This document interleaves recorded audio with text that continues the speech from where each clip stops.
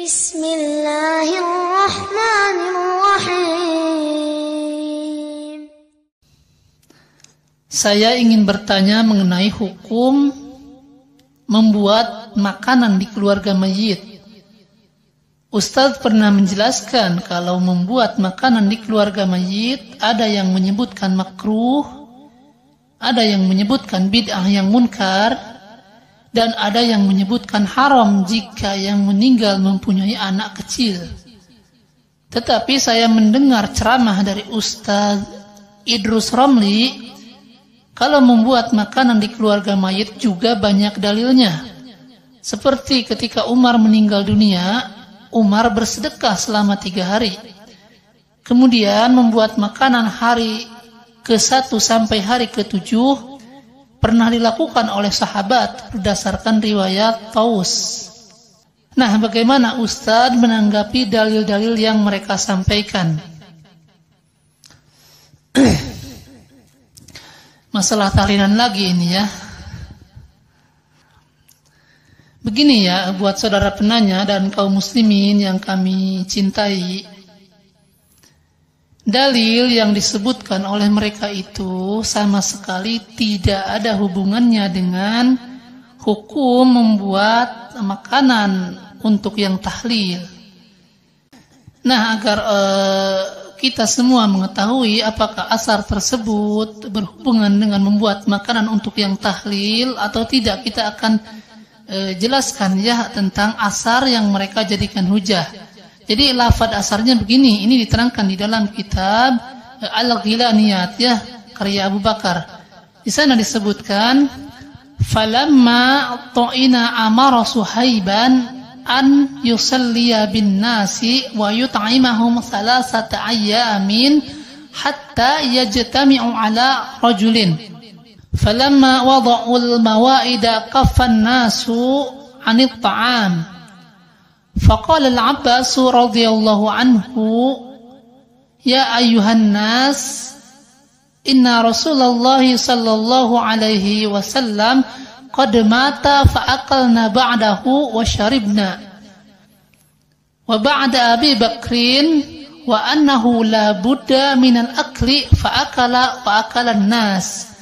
Artinya, ketika Umar bin Khattab ditikam, maka Umar memerintahkan kepada Suhaib agar mengimami orang-orang dan memberikan makan kepada orang-orang selama 3 hari hingga mereka mendapatkan seseorang untuk menjadi pengganti beliau, yaitu untuk menjadi khalifah ya.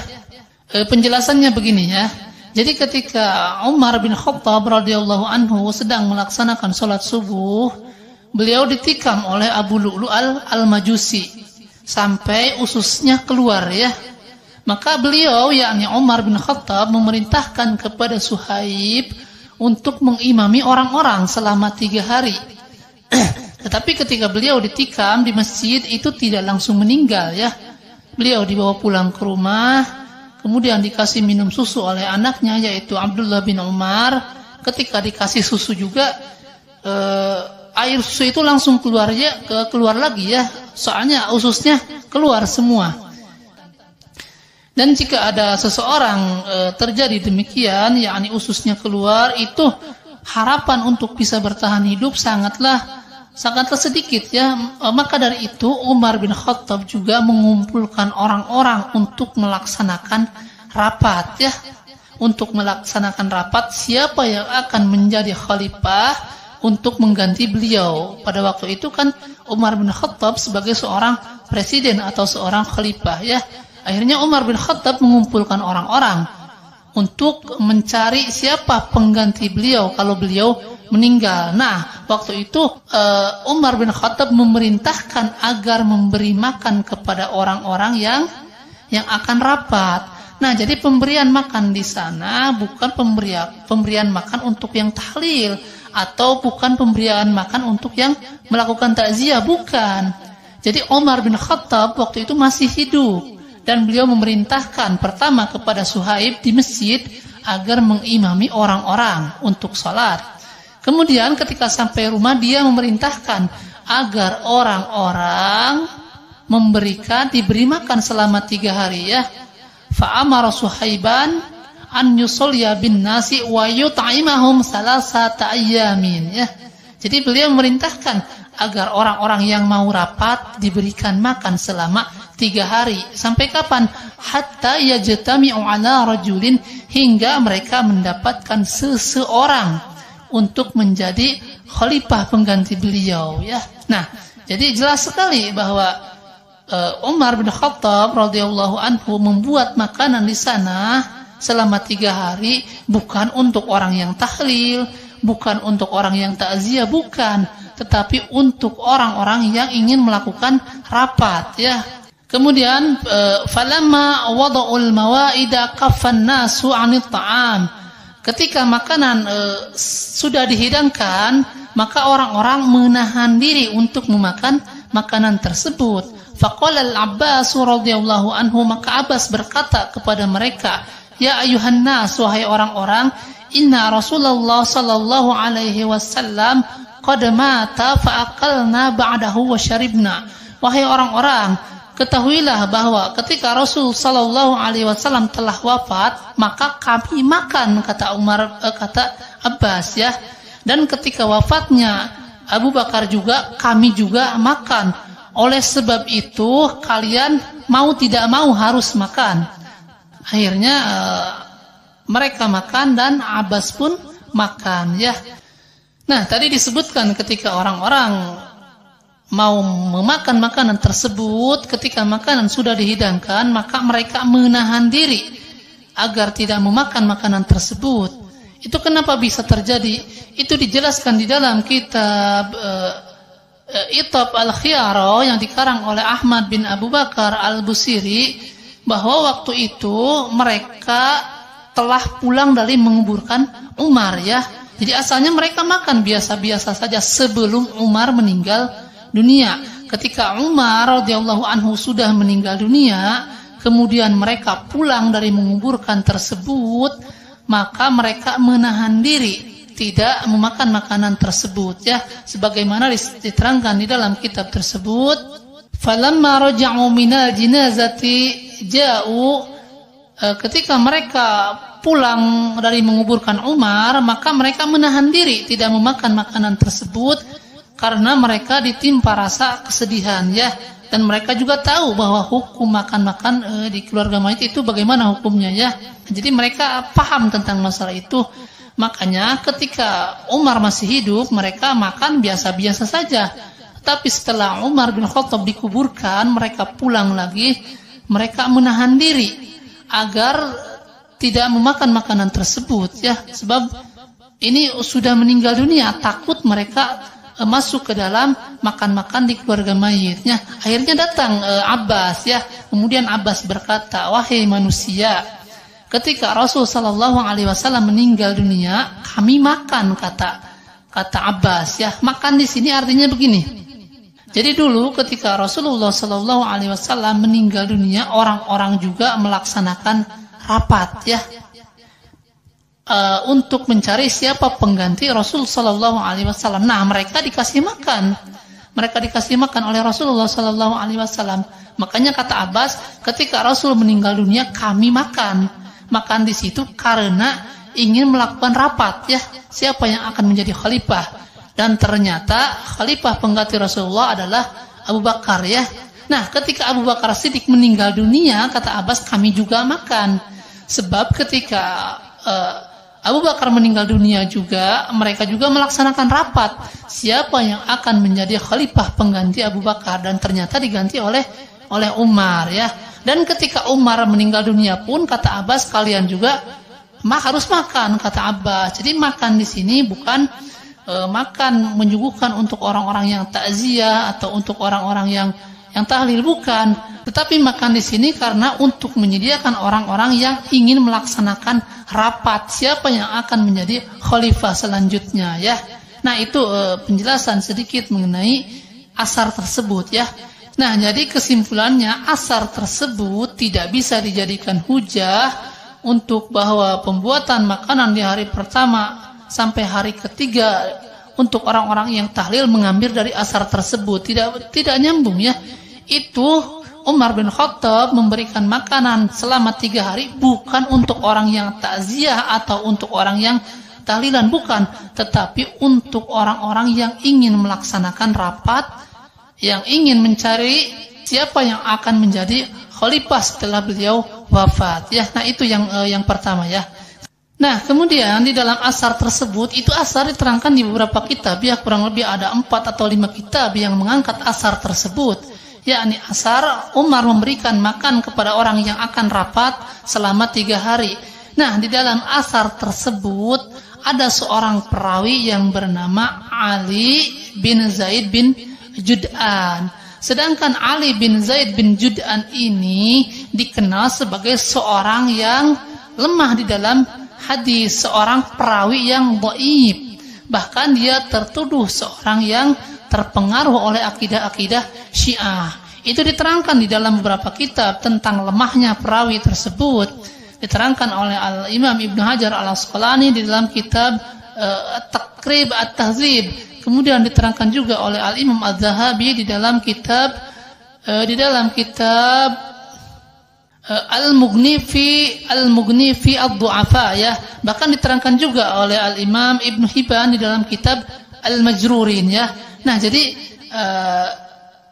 perawi daripada asar tersebut ternyata di beberapa kitab ada seorang yang bernama Ali bin Zaid bin Jud'an. Dia itu seorang perawi yang lemah. Jadi secara derajat asar tersebut tidak bisa dijadikan hujah karena ada seorang perawi yang dhaif dan terpengaruh oleh akidah-akidah Syiah ya. Nah, kemudian yang kedua, penanya tadi menyebutkan bahwa Al-Ustadz Idrus Ramli menyebutkan bahwa asal usul pembuatan makanan di hari pertama sampai hari ke-7 itu berdasarkan asar dari seorang tabi'in yang bernama Taus bin Kaisan Al-Yamani ya. Jadi asar tersebut kalimatnya begini: Innal mauta yuftanuna fi kuburihim sab'an fakanu yastahibbuna an yut'ama anhum tilkal ayyam. Artinya, sesungguhnya mayat-mayat itu diuji di dalam kuburnya selama 7 hari.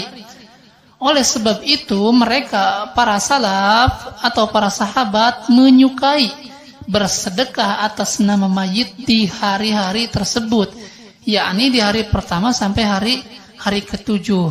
Nah, perlu kaum muslimin dan penanya ketahui bahwa asar tersebut disebutkan oleh para ulama bahwa tidak bisa dijadikan hujah ya, sebab ada perawi yang terputus ya. Jadi bahasa gampangnya begini. Asar tersebut diriwayatkan oleh Imam Ahmad bin Hanbal ya. Imam Ahmad bin Hanbal mendengar perkataan tersebut dari Hasim bin Qasim. Kemudian Hasim bin Qasim mendengar perkataan tersebut dari Imam Al-Asja'i. Al-Imam Al-Asja'i mendengar perkataan tersebut dari Sufyan Ats-Tsauri. Nah, apakah Sufyan Ats-Tsauri itu mendengar dari Taus bin Kaisan Al-Yamani? Ini yang dibahas oleh para ulama. Disebutkan bahwa Sufyan Ats-Tsauri itu tidak mendengar dari Taus bin Kaisan Al-Yamani ya, berdasarkan 5 alasan. Yang pertama, ketika Taus bin Kaisan Al-Yamani meninggal dunia, maka waktu itu usia Sufyan Ats-Tsauri baru 8 tahun. Jadi kemungkinan jika Taus bin Kaisan Al-Yamani sedang berdakwah ketika di tahun 100 Hijriah, maka usia Sufyan Ats-Tsauri itu baru berapa tahun. Jadi tidak mungkin seseorang menyampaikan riwayat kepada anak kecil yang masih usia tahunannya 2 atau 3 tahun. Nah, kemudian yang kedua, jarak antara Taus bin Kaisan Al-Yamani kepada Sufyan Ats-Tsauri jauh ya. Taus bin Kaisan Al-Yamani beliau di kota Mekah, sementara Sufyan Ats-Tsauri beliau di kota Kufah ya. Nah, itu alasan yang kedua. Kemudian yang ketiga, ketika Sufyan Ats-Tsauri keluar dari kota Kufah berangkat ke kota Mekah, itu usia beliau ketika 40 tahun. Sedangkan Taus bin Kaisan al-Yamani 106 Hijriah sudah meninggal dunia. Jadi kurang lebih 32 tahun yang lalu itu Taus bin Kaisan al-Yamani sudah meninggal dunia. Jadi tidak mungkin bertemu antara Taus bin Kaisan al-Yamani dengan Sufyan as-Tsauri ya. Nah, itu alasan yang ketiga. Alasan yang keempat, di antara murid-murid Taus bin Kaisan al-Yamani tidak ada yang namanya Sufyan as-Tsauri ya. Justru yang ada itu anaknya Taus ya. Nah, alasan yang kelima, di antara guru-guru Sufyan as-Tsauri tidak ada yang namanya Taus bin Kaisan al-Yamani ya. Nah, jadi berdasarkan 5 alasan tersebut, maka Sufyan as-Tsauri tidak mendengar dari Taus bin Kaisan al-Yamani ya. Sudah jaraknya jauh, kemudian jarak meninggalnya juga jauh dengan usia Sufyan as-Tsauri. Kemudian di antara guru-gurunya tidak ada yang bernama Taus. Kemudian ketika keluar dari kota Kufah, Sufyan as-Tsauri usia 40 tahun, dan itu 30 tahun sebelumnya sudah meninggal Taus bin Kaisan al-Yamani ya. Nah, jadi asar tersebut tidak bisa dijadikan hujah ya. Tidak bisa dijadikan hujah sebab perawi daripada asar tersebut terputus antara Sufyan kepada Taus bin Kaisan al-Yamani ya. Kemudian misalnya asar ini ada yang menyebutkan derajatnya hasan atau sahih, itu juga tidak bisa dijadikan hujah. Sebab mereka bersedekah atas nama mayit tidak disebutkan dengan acara tahlilan, kumpul-kumpul untuk mendoakan, tidak ya. Mereka dalam rangka bersedekah atas nama mayit. Dan bersedekah atas nama mayit itu sudah disepakati oleh para ulama bahwa bermanfaat buat mayit ya, tetapi tidak dibarengi dengan acara-acara yang lainnya ya. Dan asar tersebut juga bertentangan dengan perkataan sahabat yang lain ya. Kata Jarir bin Abdullah, "Kunna na'udul ijtima' inda ahli al-mayyiti wa sani'atut ta'am ba'da dafnihi minan niyahah." Kami, kata para sahabat, menganggap atau memandang bahwa kumpul-kumpul di keluarga mayit dan membuat makanan setelah dikuburkannya mayit itu bagian dari meratap ya. Jadi orang yang makan-makan di keluarga mayit, kumpul-kumpul di sana sambil makan-makan, itu sama dengan meratapi mayit ini, kata sahabat ya. Kan yang sunnahnya ketika seseorang meninggal dunia, maka para tetangga yang harus memberikan makan kepada keluarga yang meninggal dunia ya, sebagaimana diterangkan di dalam hadis Jabir ketika Ja'far meninggal dunia, maka Rasul memerintahkan agar orang-orang, para tetangganya, para sahabatnya mengirimkan makanan untuk keluarga Ja'far ya. Kata Rasul sallallahu alaihi wasallam, "Isna'u li ali Ja'farin ta'aman fa innahum qad atahum amrun saghalahum." Kata Rasul sallallahu alaihi wasallam, kirimkan makanan untuk keluarga Ja'far sebab telah menimpa kepada mereka sesuatu yang menyibukkan mereka. Jadi mereka sedang berduka cita ya, boro-boro bikin membuat makanan untuk yang hadir. Mereka itu harus dikasih makan, kata Rasul, maka dikirimkan makanan ya.